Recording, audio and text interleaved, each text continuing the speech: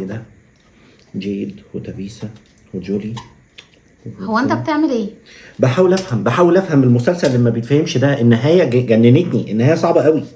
طب احنا بدأنا الفيديو، هتقول للناس ايه؟ بصراحه انا مش عارف اقول لكم ايه، بس كل اللي اقدر اقول لكم اني يعني لازم تشوفوا معايا اللي حصل، علشان اللي حصل حاجه غريبه جدا. فانا برضو مش هطول عليكم كتير، وحابب بس قبل ما ابتدي بفكركم ما تنسوش تشتركوا على القناه وتفعلوا زر الجرس عشان يوصل لكم كل جديد. وما تقفلوش الفيديو عشان في النهايه في مفاجاه كبيره قوي. ويلا بينا نبتدي.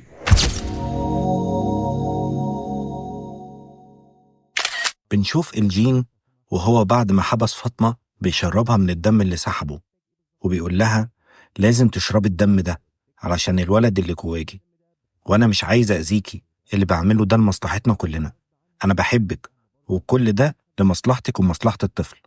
وبنروح بعد كده لسارة اللي الاصوات رجعت تكلمها تاني، وبتروح لبويد وأليس وبتدخل لبويد وتقول له ايه اللي بيحصل مع فاطمة، هي مختفية؟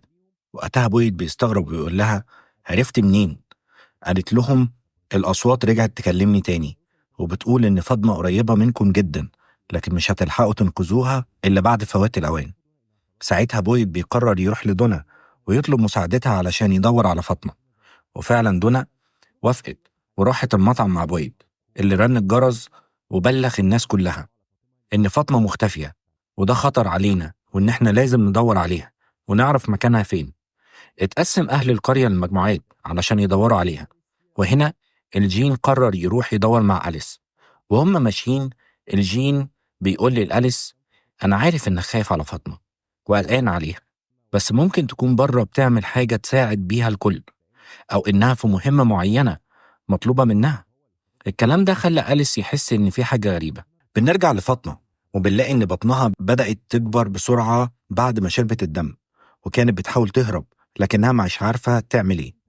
وفي الغابة بنشوف جولي وتابيسا كانوا بيتكلموا، وإن جولي راحت للمكان اللي كانت فيه تابيسا مع فيكتور وبتقول لها أنا سمعت صوتك أنت وفيكتور.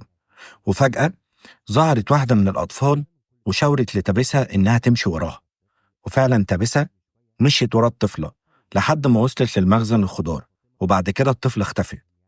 بعد كده تابيسا قررت تنزل المخزن. هناك لقت فيكتور واقف وكان بيقول أنا السبب في موت أمي، لو ما كنتش حكيت لها عن الموضوع الأطفال ما كانتش سابتنا وماتت. تابيسا حاولت تهديه وخدته في حضنها. وهنا حصلت حاجة غريبة جدا. تابيسا وهي بتحضن فيكتور حست كأنها بتفتكر الحضن ده، وكأنها هي ميراندا أم فيكتور. بس مش كده وبس، بدأت تفتكر اللي حصل مع ميراندا بالظبط لما سابت فيكتور واخته وجريت في الغابة لحد الشجرة. بس قبل ما تدخل الشجرة جه سمايل الوحش وقتلها. تابيسا خافت جدا وانهارت وسابت فيكتور وخرجت تجري. بنرجع على طول بنلاقي فويد قاعد هو وكين بيفكروا ممكن يدوروا فين تاني، وفجأة بيدخل عليهم أليس ويقول لهم أنا شاكك إن الجين يعرف مكان فاطمة. بويد استغرب وقال له إزاي؟ أليس رد الجين قال لي إن فاطمة بره علشان عندها مهمة تنقذنا بيها. بويد قرر إنه يروح يجيب سارة قبل ما يروح لإلجين، وقال لسارة الجين بيسمع أصوات زيك وعايزين تقنعيه إن المكان ده مش بيساعد حد، بل بالعكس ده بيأذينا. وبويد فعلا بيدخل ومعاه كل الباقيين وبيبتدي يتكلم مع الجين ويسأله الجين انت تعرف مكان فاطمة؟ الجين رد عليه وقال له مش هينفع اتكلم، الملاك اللي بشوفها هي اللي طلبت مني كده. وقتها أليس انهار وبويد خرجهم كلهم بره وقال لهم مش عايز حد هنا، وقرر ان هو ينزل يجيب ادوات علشان يعذب بيها الجين. قبل ما يبدأ يعذبه الكاميرا اللي دايما بيشيلها الجين صورت صورة، وهنا الجين قال لبويد ان دي الطريقة اللي بيستلم بيها الرسائل. وسأل بويد هي الكاميرا صورت ايه؟ ساعتها بويد رد عليه وقال له ان الكاميرا صورت البيت اللي كان هيعيش فيه هو ومراته مامة أليس. وهنا الجين قال له مش يمكن هي دي الرسالة؟ مش يمكن هي عايزة تفهمك ان احنا خلاص قربنا نروح البيت؟ بويد ساعتها اتنرفز جدا ورد على الجين بعصبية وقال له انا هفضل اعذب فيك لحد ما تقولي مكان فاطمة. بدأ يعذبه، لكن فجأة الشرطية دخلت وقالت له ايه اللي بتعمله ده؟ ايه اللي انت بتعمله ده؟ وسحبته بعيد. وهم عمالين يتناقشوا تحت، سارة انتهزت الفرصة وخدت بعضها وطلعت عند إلجين وقالت له أنا حاسة بيك وعارفة إنك عايز تنقذنا، بس أنا بسبب الأصوات دي قتلت أخويا ومش هسمح لده يحصل تاني، علشان كده أنت لازم تتكلم.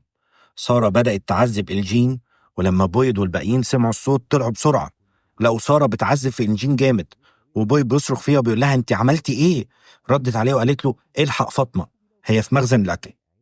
وفعلا بويد وأليس وكين راحوا المخزن علشان يدوروا على فاطمة، وقبل ما ده ما يحصل فاطمة ابتدت تولد الطفل بتاعها، وظهر الشبح وبدأ يولد فاطمة. وبعد ما ولد فاطمة كان في سرداب موجود في الأوضة، السرداب ده اتفتح والشبح خد الطفل ونزل بيه في السرداب. ولما دخل بويد وأليس وكين لقوا فاطمة، وساعتها فاطمة قالت لهم إن الحقوا الطفل، هي نزلت بيه من هنا. بويد قرر إنه ينزل وراه وقال لأليس وكين ارجعوا البيت، أنا لازم أنزل وأشوف إيه اللي حصل ده.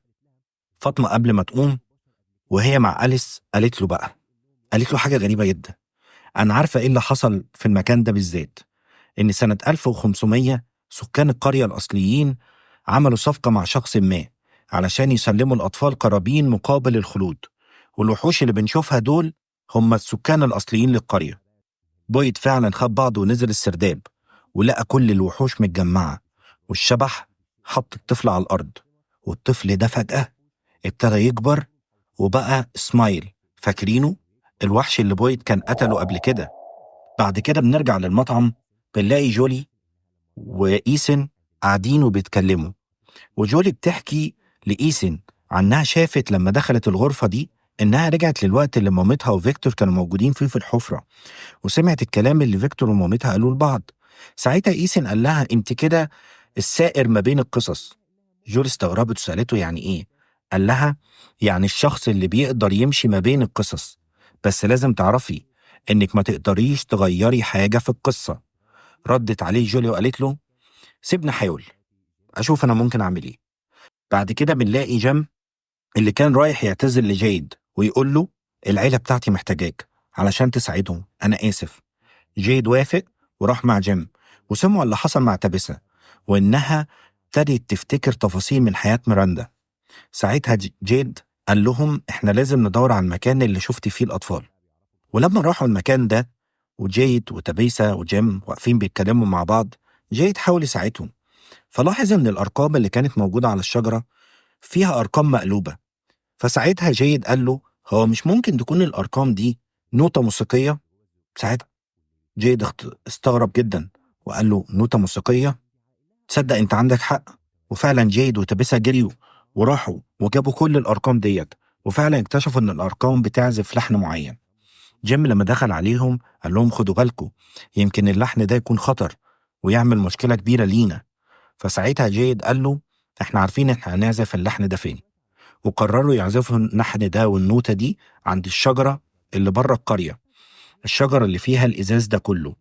أثناء ما كانوا بيعزفوا لقوا الأطفال ابتدت تظهر من كل مكان، وطفلة منهم ابتدت تقرب تقرب تقرب، وقفت قدام تابيسا وقالت لها الكلمة الغريبة عنقوي. تابيسا فجأة افتكرت إن الكلمة دي معناها افتكروا.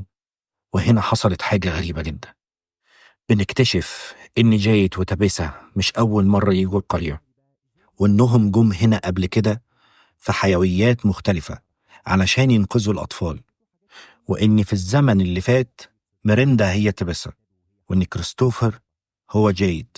وتابيسا بتحكي لجيم إن هما الاتنين كانوا متجوزين وكان عندهم طفلة، وكانوا المفروض يقدموها قرابين مع ضمن الأطفال، بس قبل ما ده ما يحصل رجعوا عن قرارهم، وأهل البلد قتلوهم وخدوا الطفلة غصب عنهم. علشان كده هم بيرجعوا في الزمن كل شوية علشان يحاولوا ينقذوا الأطفال دي. وانهارت لما افتكرت كل ده، وقالت لجيم علشان كده حياتي فيها تفاصيل شبه حياة ميراندا وكأني عشتها قبل كده. بعدها قالت له أنا محتاجة أقعد لوحدي، وسابته ومشيت. جيم بعد الكلام اللي سمعه ده كان منهار وماشي في الغابة مش عارف يعمل ايه، لحد ما وصل للعربية اللي هم جم فيها. وفجأة سمع صوت جولي عمالة تنادي عليه تقول له بابا بابا بابا. كانت بتجري بسرعة لكن شكلها كان متغير، كانت أصغر من سنها شوية وشعرها كان مقصوص، وقالت له أنت لازم تهرب من هنا بسرعة. قال لها في إيه؟ في إيه؟ قبل ما تكمل كلامها ظهر واحد لابس بدلة صفرة وقال للجيم المعرفة ليها تمن وانت لازم تدفع التمن. جيم قال لجولي اهربي انت بسرعة. الراجل ده مسك جيم وقال له الجملة اللي سمعناها قبل كده في الموسم الأول: أنا قلت لك ما كانش لازم مراتك تحفر الحفرة دي. وقتل جيم. واخيرا فهمنا ليه كل ده بيحصل. اخيرا فهمنا يعني ايه ان كل الاحداث اللي بتحصل في المسلسل من ساعة ما ابتدى من الجزء الاول لغاية الجزء الثالث دلوقتي مترابطة ببعض ازاي. وعرفنا ليه دايما ان تابسة وجيد بيشوفوا رؤى غير الناس كلها. وعرفنا برضو ان تابسة وجيد هما الاتنين كانوا في اول زمن حصل فيه اللعنة دي كلها مرضيوش يقدموا بنتهم قرابين، وعشان كده مطلوب منهم ان روحهم بترجع القرية دي كل فترة من الزمن علشان خاطر تقدر تنقذ الاطفال تاني. بجد الموضوع كان شيق جدا ان احنا نفهم البوينت دي بالشكل ده. واللي حصل مع جولي في اخر المسلسل برضو حاجة غريبة شوية.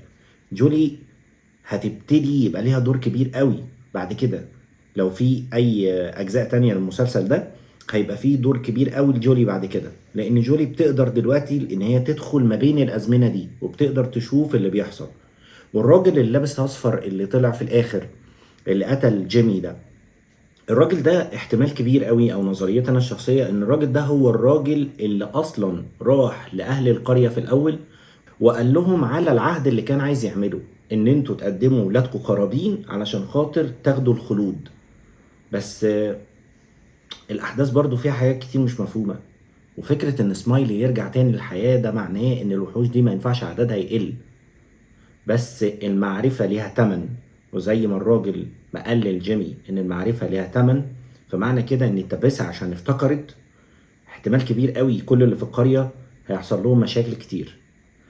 على العموم المسلسل كان قوي جدا والموسم ده كان حلو جدا. مش عايز اطول عليكم اكتر من كده، بس حابب اقول لكم على حاجه.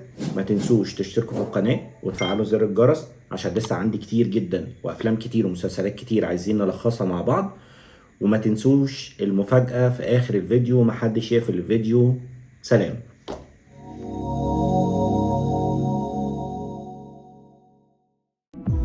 Are you serious? Is this a bottle tree?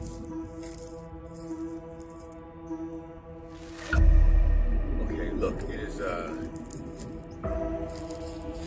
it's getting dark. This is crazy.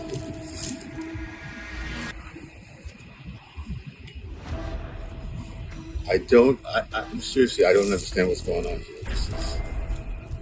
This is crazy. Am I supposed to read this or something?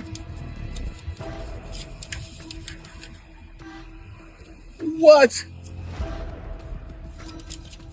What? Are you kidding me? Are we picked up? We are picked up. Family, here we go, season 4. But it's getting dark, so if I'm gonna make it this season, I'm gonna get out of here. I'm going home. Season 4, I'll see you guys.